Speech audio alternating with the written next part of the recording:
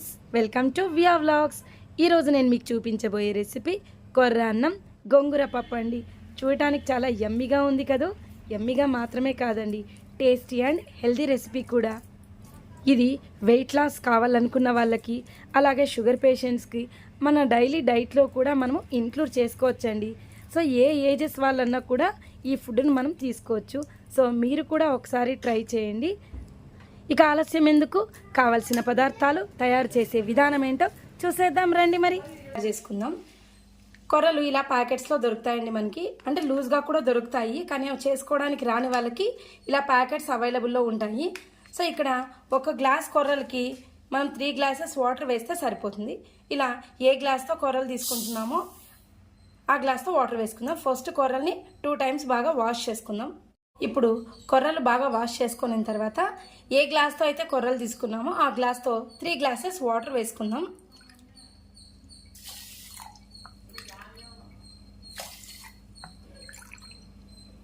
చూడండి, ఇప్పుడు వీటిని మామూలు రైస్ అయితే మనం హాఫ్ అన్ అవర్ అట్లా నానబెట్టుకుంటాం కదా, వీటిని ఆఫ్టర్నూన్ చేసుకున్నాం అనుకోండి, మార్నింగే నానబెట్టుకోవాలా. లేదు నైట్ చేసుకునేటట్లయితే ఆఫ్టర్నూన్ నానబెట్టుకున్నా సరిపోతుంది. ఒక 5 to 6 అవర్స్ నానబెట్టుకుంటే మనకి రైస్ బాగా అవుతుందండి. ఇప్పుడు వీటిని నానబెట్టుకుందాం.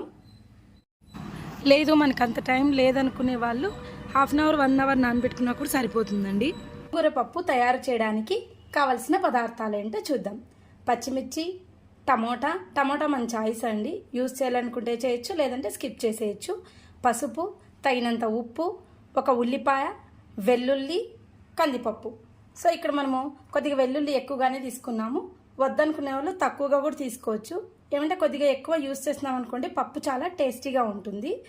ఇంకా ఒక పెద్ద కట్టలో సగం కట్ట గోంగూర కూడా తీసుకున్నాం. ఇప్పుడు కడిగిన కందిపప్పు,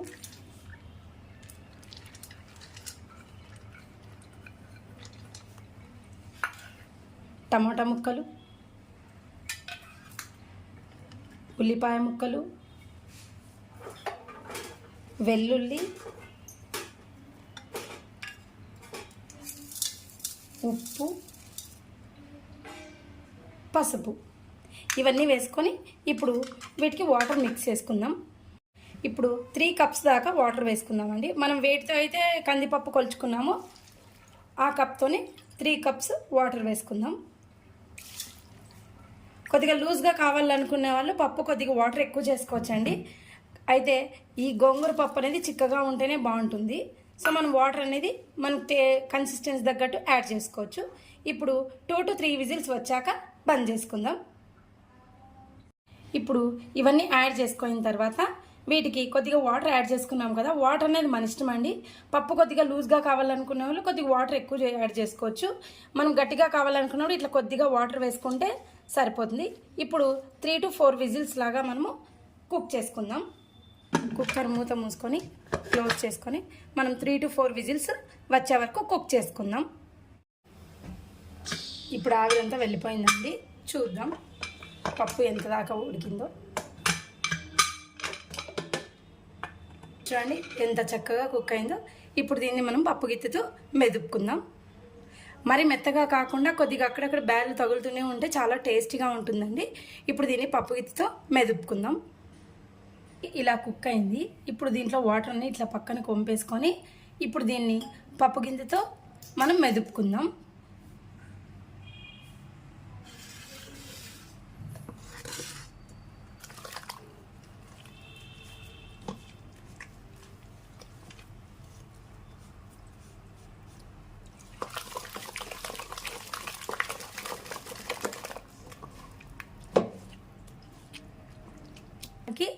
బాగుంటుంది, ఒకసారి ఇట్లా ట్రై చేసి చూడండి. ఇప్పుడు దీన్ని ఒక బౌల్లోకి తీసుకుందాం.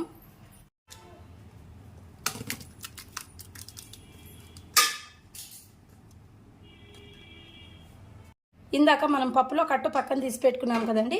సో ఈ కట్టు అంతా కూడా ఇలా కుక్కర్లో ఒకసారి వేసుకొని ఇప్పుడు దీంట్లో మిక్స్ చేసుకుందాం.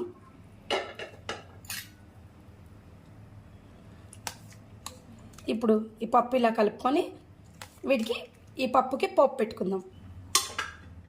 ఇప్పుడు మనం స్టవ్ అంటించుకొని ఆయిల్ని కొద్దిగా హీట్ చేసుకుందాం. ఇప్పుడు ఆయిల్ బాగా వేడెక్కిందండి.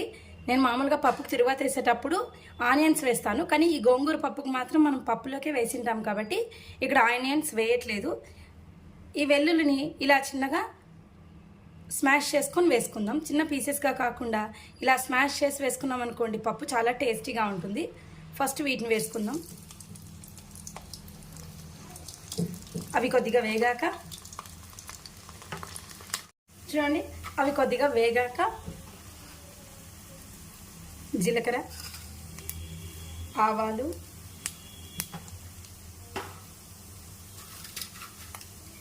ఎండుమిర్చి, కరివేపాకు వేసుకున్నాం.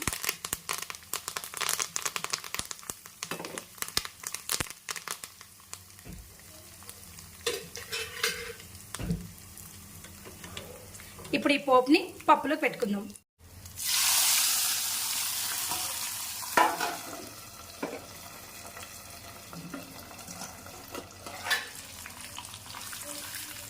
చూడండి, ఇప్పుడు ఎంతో టేస్టీగా ఉండే గోంగూర పప్పు రెడీ అయింది. దీన్ని ఒక సర్వింగ్ బౌల్లో సర్వ్ చేసుకుందాం. ఈ పప్పుని ఇలా కొత్తిమీరతో గార్నిష్ చేసుకుందాం. ఇప్పుడు ఎంతో టేస్టీగా ఉండే గోంగూర పప్పు రెడీ అయిందండి. మీరు కూడా తప్పకుండా ట్రై చేయండి.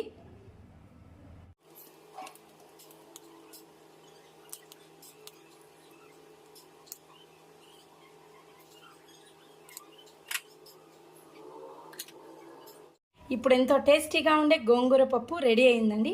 దీన్ని మీరు కూడా తప్పకుండా ఒకసారి ట్రై చేయండి. ఎలా ఉందో కమెంట్ బాక్స్లో కమెంట్ చేయండి. ఫ్రెండ్స్, ఇప్పుడు మార్నింగ్ నానబెట్టుకున్నాం కదా ఈ రైస్ని, ఇప్పుడు స్టవ్ ఆన్ చేసుకొని వండుకుందాం. ఈ రైస్ ఓన్లీ నా కోసం మాత్రమే చేసుకున్నానండి. చూడండి, సరేసి పెట్టాం కాబట్టి ఎంత చక్కగా రైస్ కుక్ అయిందో. సో మీరు కూడా ఒకసారి ఇలా ట్రై చేయండి. ఇప్పుడు స్పూన్ తీసుకొని చెక్ చేద్దాం. చూడండి, రైస్ మనం ఎక్కువసేపు నానబెట్టుకున్నందుకు చాలా బాగా కుక్ అయిందండి. ఇప్పుడు రైస్ని అయితే సర్వ్ చేసుకుందామండి. చూడండి, ఎంతో టేస్టీగా హెల్తీగా ఉండే కొర్ర అన్నం గోంగూర పప్పు అయితే రెడీ అయిందండి.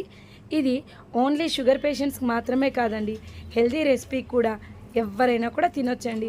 సో ఎవరికైనా కూడా ఇట్టే డైజెషన్ అయిపోతుంది అండ్ మనకి పొట్ట కూడా ఫిల్లీగా అనిపిస్తుంది. కాబట్టి మీరు కూడా తప్పకుండా ఈ రెసిపీని ట్రై చేయండి. ఎలా వచ్చిందో కమెంట్ బాక్స్లో కమెంట్ చేయండి. Thank you friends, thank you for watching. మరిన్ని వీడియోస్తో మీ ముందుకు వస్తానండి. Bye, have a nice day.